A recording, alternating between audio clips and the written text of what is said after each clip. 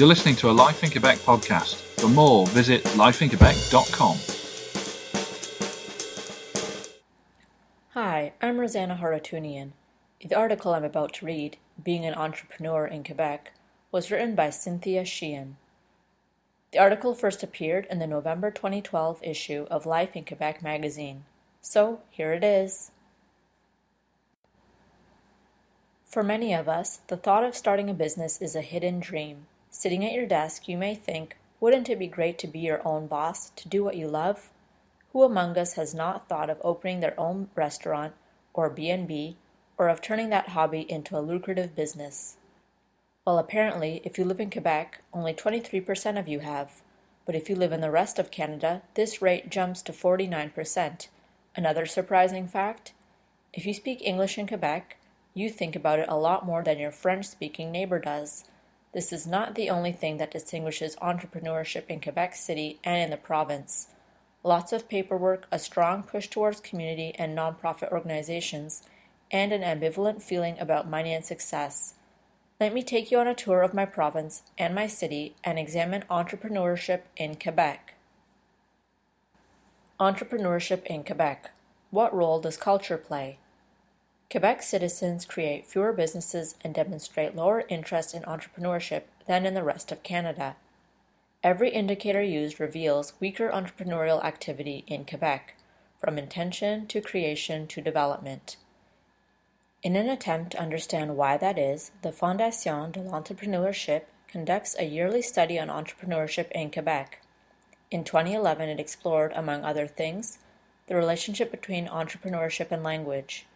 It found that Francophones in Quebec are less interested in entrepreneurship than their English counterparts.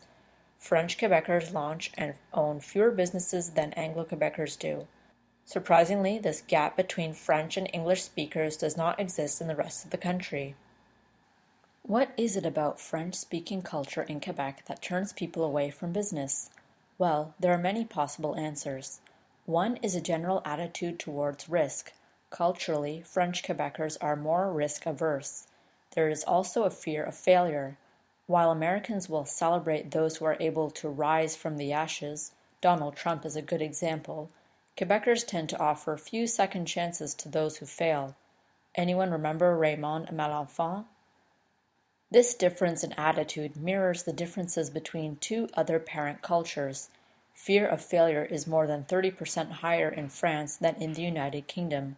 The problem is, entrepreneurs need to fail in order to get better. It is often the third and fourth venture that will lead to success. A lower risk tolerance and greater fear of failure are certainly obstacles to entrepreneurship.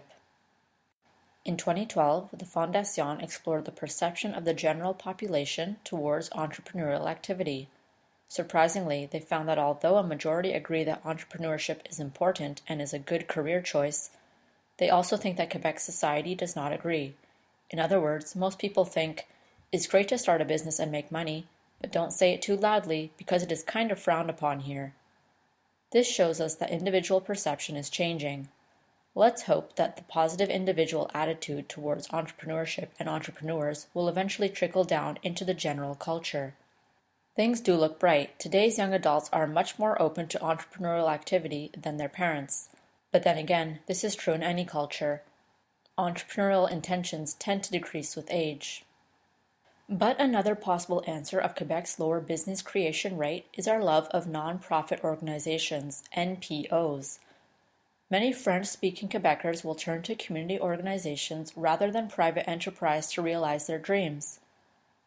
Our dance schools, local cafes, festivals, and even our bank are either an NPO or a cooperative. There are over 46,000 nonprofit organizations in Quebec. That is 617 organizations for every 100,000 inhabitants, twice as many as in Ontario. The province of Quebec is also home to over 3,300 cooperatives, more than any other province. These organizations exist and create value and jobs, but do not appear in entrepreneurial statistics, because nobody officially owns them. But they remain a viable alternative to traditional businesses. For example, cooperatives have better survival rates and tend to endure recessions more robustly than private enterprises. Reduce paperwork and improve funding. What can be done to improve our entrepreneurial spirit and increase business creation? Well, one answer may lie with the government. In a province-wide survey, entrepreneurs identified administrative bureaucracy as one of the major irritants and obstacles to launching a business. Nascent entrepreneurs seem to be drowning in paperwork. Despite repeated promises from government officials in the last 30 years to alleviate bureaucratic nuisances, few actions have been implemented, and various ministries still demand their own set of forms and particular information from new businesses. Last year, the provincial government launched the Quebec Entrepreneurship Strategy, entitled "Go for it, all of Quebec admires you." Through a variety of new measures, the government hopes to improve entrepreneurial culture in the province and help business development. For example, entrepreneurship has been introduced into school curriculum, and efforts have been made to facilitate the launching process.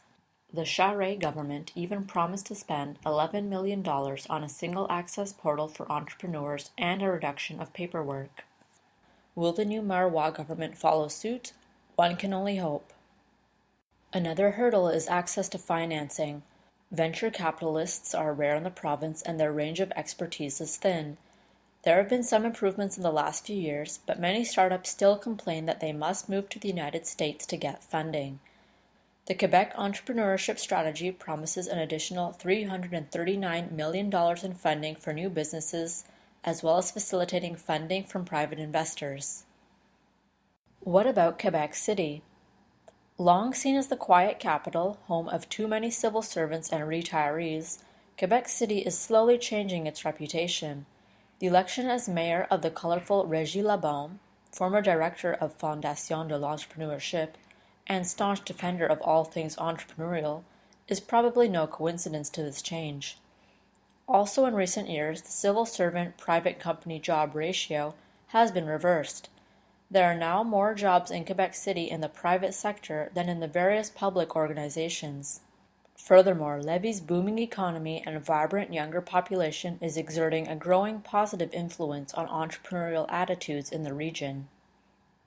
In 2010, Quebec City held an entrepreneurship forum, Québec, Capitale Entrepreneuriale, Rêve ou Réalité, and followed with a study on the implementation of an entrepreneurial strategy for the city in 2011. A report by the Fondation notes that Quebec City is home to over 100 organizations aimed at encouraging entrepreneurial culture or aiding entrepreneurial development. 6 youth entrepreneurship agents, 5 entrepreneurial schools, numerous training programs, and student entrepreneurial clubs work to instill an entrepreneurial culture in Quebec City's youth. Entrepreneurs at the beginning of their foray into the world of business, on the other hand, can rely on numerous organizations, each promoting a specific type of support. 4 CLDs, Centre Local de Développement, in the region offer help with starting businesses that are in line with the city's priorities. The Fonds d'emprunt du Québec offers microcredit. The Coopération de développement économique communautaire supports projects in disadvantaged neighborhoods. The Coopérative de développement régional Québec-Appalaches promotes the creation of cooperatives. The Carrefour Jeunesse Emploi supports young entrepreneurs. Entrepreneuriat Laval helps its university students. SAGE offers mentoring. The Centre de transfert d'entreprise de la Capitale Nationale helps retiring entrepreneurs to transfer their businesses to a new generation. And finally, Québec International aims to increase the international reach of Quebec City's economy. Feel lost yet? Quebec City is a perfect example of the multiplication of forms and contact persons that annoys so many new entrepreneurs. Most of these organizations require information to be structured according to their own set of rules. City Hall is aware of the problem and is trying to coordinate efforts and information from each organization, but it will not be easy. Many organizations are directly under the supervision of the CLDs, but others are independent. And more programs and organizations are being created every year. Lately, the city has witnessed the creation of a whole slew of programs and funding for technology entrepreneurs. Microsoft BizSpark, Fast Track Tech Insure, Quebec Startup, and Startup Canada all presented activities last year. Interest is also growing for the creation of a business accelerator. Let's hope this does not add to the confusion. I wouldn't want to end this article on the impression that starting a business is hopelessly bureaucratic in Quebec. The truth is that the city is home to many talented entrepreneurs that do not let a few forms get in the way of their dreams. In fact, many just bypass the system and give it a go on their own. Many entrepreneurs that I invite to speak at my entrepreneurship class at FSA Laval are grateful for the support they received. But they also warn students that those who rely too heavily on such support may end up feeling frustrated with the tedious process.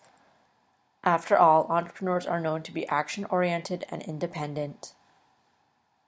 Thank you for listening to the Life in Quebec podcast. For more news, commentary, editorials, and opinion, visit lifeinquebec.com/podcast.